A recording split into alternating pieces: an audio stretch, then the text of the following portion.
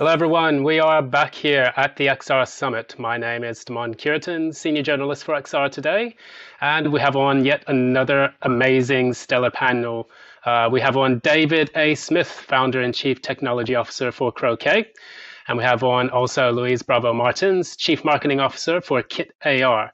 And today we'll be discussing developing Industry 4.0 with emerging technology. So thanks for joining us today. We do appreciate it, and thanks for your expertise. Oh, thank you. It's going to be fun. Oh, yeah. All right. Lovely. We're going to have a good conversation here today. So the first question, we're going to start with Industry 4.0. So I'd like to ask each of you what it means to you and your business, because you have very different business types, but each of them uses a very special, niche part of the Industry 4.0 paradigm. So I guess I'll go ahead and start with you, Louise. Tell us a little bit about Industry 4.0 and what it means for your business. Well, it kind of means a lot in the sense that I right now work in a startup called KIT-AR, and what we do is precisely create and implement augmented worker tools for Industry 4.0. So, clearly, we at this point are very, very aware of the push that exists in the industry towards digitalization. And mainly we see that happening because all these companies already realized that they need the help of technology to kind of fill in the gap of upskilling that they have to bring to their market. I think it was a World Manufacturing Forum report that said something like around 2 million vacancies or 2 million jobs will be vacant in 2025 due to the lack of skills.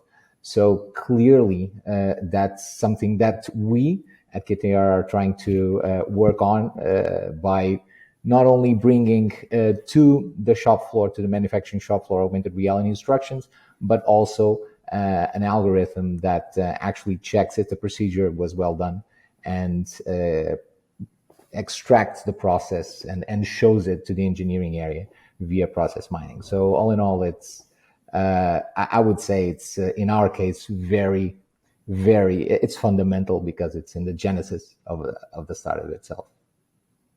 Yeah, good answers. And David, we're going to take it to you. What's your take on it? Because I know Croquet is doing some amazing things with their new beta release. Yeah, so Industry 4.0 we sort of see as a combination of three critical capabilities that intermesh. The first is obviously Internet of Things, where you're grabbing that live information. The challenge there is just kind of being able to have bidirectional interaction with the factory floor or systems, is the massive amount of information that has to be managed and understood. One of our customers, for example, actually on one system gets about 1 terabyte of data every day. That's not something that is manageable by humans, which, by the way, then says, what's the second part of it, which is obviously having AI systems that can make sense of that information, monitor it, manage it, and also explain what's going on to the human operators. The third part is kind of this, what people have been calling the metaverse. We see the metaverse as kind of the control panel for this information space, where on the one hand, we're grabbing that data, pulling it in, visualizing it, understanding it. We're also making kind of executive decisions about what to do about the situations that emerge. One of the big things that we provide, obviously, is collaboration inside that metaverse, where we're grabbing that data, visualizing it, making group decisions to be able to manage it and move forward. So when we think of it as we've got somebody on the factory floor, we've got somebody in another country who happens to be a subject matter expert, and then we have maybe the executives in charge of making a decision have to all see that same information, explain it to each other in their own perspective, and then finally make a decision. So really, Industry 4.0 is kind of the ability for the organizations, companies, factory floors now to have a much better understanding of what's going on and have much more timely responses to what occurs. This is a game changer across the board because you now have a far more effective, far more cost-effective approach to managing what's going on, and you're going to start seeing the invisible, which is going to be essential. Good answers, good responses. And we're going to take it actually to discuss a little bit further about the kind of emerging technologies that your company uses when you decide to, develop infrastructure or other types of different tools that are unique to the types of solutions that you're creating. So again, I guess we'll start with Louise. Tell us a little bit about some of the emerging technologies that you use within your digital ecosystem. Well, again, as an enabler, KIT-AR, what it does is provide through augmented reality, through process mining, through artificial intelligence, which is a very big bag, as you know, several solutions for our customers to accelerate training, some level of training, onboarding, but mainly quality assurance in the manufacturing shop floor production lines and production units. So, in a very wide sense, what we enable is for manufacturers to reduce errors and also waste in their manufacturing processes, and therefore our main focus is clearly to not talk about technologies when we talk to them, but talk about how technologies can help them change their processes, improve their processes, because at the end of the day, we do not want them to change anything. We just want to have something on the side that actually allows them to do their jobs better. So in a nutshell, that's our focus. Brilliant. And so moving over to you, David, I wanted to also ask about this new technology that you've got with Croquet Corporation, which are edge reflectors. Tell us a little bit about that and some of the other technologies you use. Well, Croquet is actually a web-based operating system. The way it works is we running a bit identical virtual machine on all of the participant systems. What that means is when you interact with something inside that virtual space, everybody sees you interact with it, and then if it then triggers a simulation of some sort, everybody sees that simulation running bit identically. Reflector's only role, reflector's an essential part of it, but it's running on the edge. It could be on a 5G network, even a private 5G network. So when you interact with something that you see in this 3D space, message gets sent up to the reflector. Reflector can't look at it. It's actually encrypted. All it does is adds a timestamp. That message is then sent to all the participants, and this virtual machine then basically computes the state of the system like a clockwork. That's a kind of a technical answer, but the end result is I know what you're looking at. I know what you see. I know that that simulation that you're engaging with is exactly the same one I see as it evolves. What's nice about it is, first of all, it's super fast. There's very, very low bandwidth required.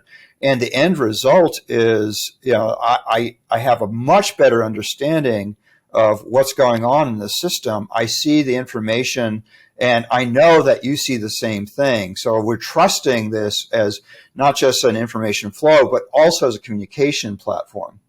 When I think about what the metaverse really is, it's foundationally a communication platform more than anything. It's going to allow you and I to have what I call an augmented conversation where the AI is a full participant. We can ask it questions. We can ask it to create something for us that either is the actual live data feed or a simulation of that information. And we see that we're able to engage with it as a group, which is we think is an essential part of what this next generation is going to be. Basically, collaborative decision-making, collaborative design is really what the metaverse is going to enable more than anything.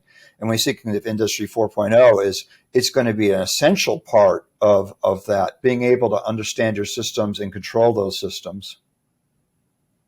Excellent points. Thanks for both of you for that. We'll move on to the next big topic. Now, we've been speaking a lot about the metaverse, and so many companies are trying to migrate their operations into the metaverse. and find new ways to engage customers, clients, and other enterprises with their digital transformations. Now, I wanted to ask you a little bit about the benefits and challenges of doing this, because this is a huge undertaking to do. So I guess we'll go the other way around. So David, could you tell us a little bit about digital transformations for the enterprise? How easy is it to do, and what are some of the benefits and challenges of doing so? That's a terrifically good question. The digital transformation, any kind of transformation in an organization is expensive. And you really have to weigh the end result versus the cost of the transition. The cost isn't just money, by the way. Sometimes it's about having a new population, new workforce that understands and engages with that technology. It's always the case there. So, as Luis said, you have to make it to begin with so it doesn't interfere with existing infrastructure. It has to be able to extend it. On the other side, this stuff is moving very fast. That means that as an organization, if you're not embracing these ideas today, because they're transformative in many fundamental ways, you're going to have a challenge in the future. So we're kind of, as organizations, industries are being faced with a very big challenge that's basically almost change or die.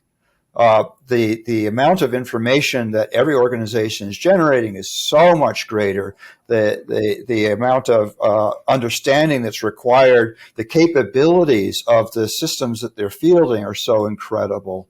And that means that their ability to understand, manipulate, and control it has to be significantly upgraded. Now, that's the one side. If you look at the kind of pure industrial side, the flip side is how do you engage with your customers? And what we believe is, in fact, the web itself is going to transform itself into the metaverse. We think the metaverse is going to be built on top of the web. Where we see a web page today, in 5 years, almost, I'd say 25 to 50% of those web pages are going to be a 3D space that you engage with your customers, your partners.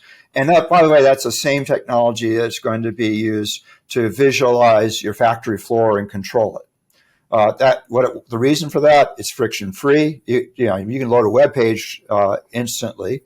The web itself, the browsers are getting extraordinarily fast, extraordinarily powerful. We're looking at technologies like WebGPU, which enables a far faster rendering. WebAssembly, basically we're running at near native performance. It's getting to the point where it absolutely makes no sense to have native applications anymore. You really have to start embracing sort of this metaverse is a collection of all these worlds that are all interoperable and interconnected. That's a future that is inevitable. And it's pretty clear to us that the web is going to be the centerpiece of that. The other important technology we think is going to be 5G. 5G plays a number of roles. One is obviously very low latency, very fast engagement, but it's also it's going to permeate everything. It's going to be everywhere. And in particular, when we look about industry, we're going to see private 5G networks as a centerpiece for sort of the hub of Industry 4.0. It has to be a private system because these systems, you really don't want anybody in there except the people who should be there.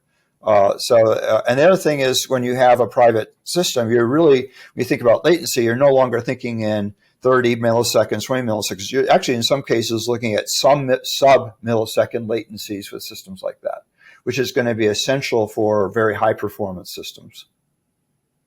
Absolutely, and especially even going into the industrial metaverse and the industrial, Industry 4.0, if we want to look at it that way.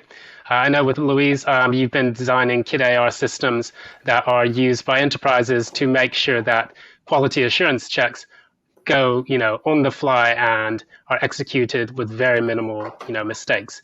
Tell us a little bit about how you were able to use those technologies to help Industry 4.0 grow, as well as, a lot of the corporations that depend on those solutions.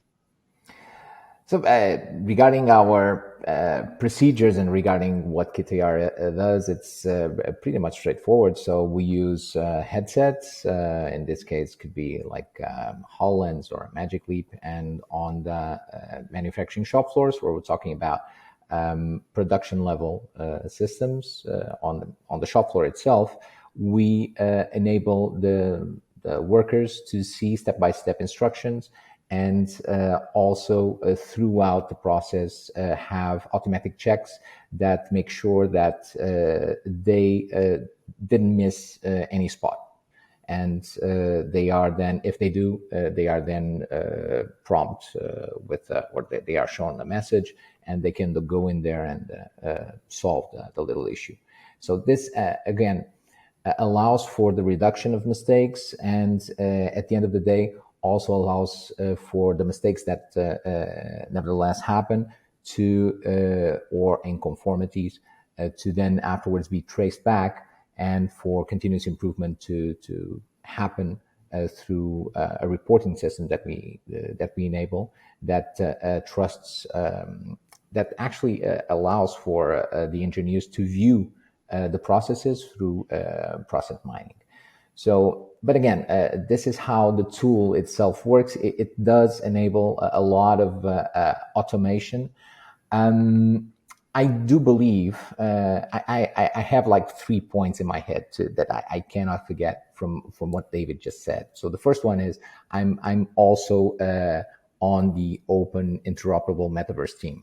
So I don't believe that is going to happen any other way. So of course there will be like closed applications, closed doors in senses. Like, for instance, our customers won't be opening their doors. Right now, it also happens anywhere, but it makes absolute sense for us to do that, and it makes absolute sense for us to do that through the web. So again, I think that one of the most impactful ways to accelerate the coming of whatever the metaverse might be would be to push WebXR, because that would make a lot of difference.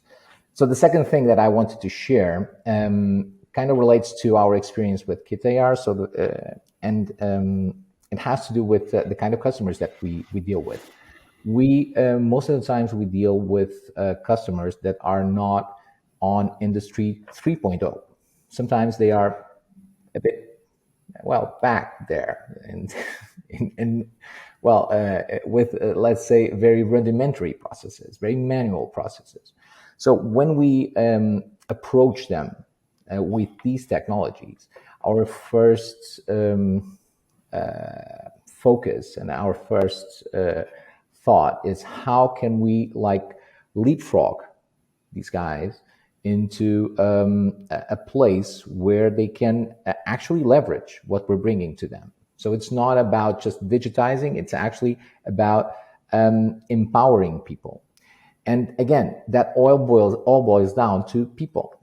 And this connecting to what you, David, said about the metaverse and it all revolving around communities and revolving around people. It's, again, it will happen the same in Industry 4.0 as it walks down or walks up towards Industry 5.0. It's already a concept, and it talks a bit about how the manufacturing industry needs to start focusing and centralizing itself around humans, the human worker, and to take into account human needs.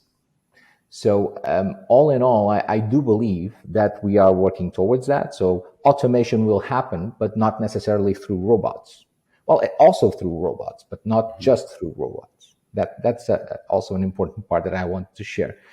That's the second one. The third one, which is actually really fun, because I have been working lately on this, quite a lot regarding, it's regarding data. In my head, the metaverse, it's all about data, for the better and for the worse. It's all about data, because data, it will be most probably the biggest enabler of new business models, of new ways of us doing things, new processes, because again, the level of data that we're going to gather from an experience, the level of data points that we're going to capture from a user's experience is going to be huge. Absolutely huge. So not just biometrics, not just inferred data, but the ways that we are going to connect this, and the ways that not just us, but like algorithms and AIs are going to connect this and like propose new business value to companies and then hopefully to users. That's going to be transformative. Now, at the same time, thinking about this, it's like a dream for me. I work in marketing, so wow. At the same time, I also have nightmares, and my nightmare is, okay, so how can we do this and at the same time make sure that privacy, safety, that interoperability that we're talking about is safeguarded? And this is good for Industry 4.0 players, and this is good for, well, pretty much any player that wants to come in here, because again, we need, it's not just about ethics, I think. It's about creating trustability or trustworthiness in a market. We did that. Like, I remember when we talked about, was what? Back in the day with Napster and all of that, everyone told me, oh, internet, that's a fad. That's just a room for pirates and everyone that is like cracking the licenses and all of that. Now we hear the same regarding Web3.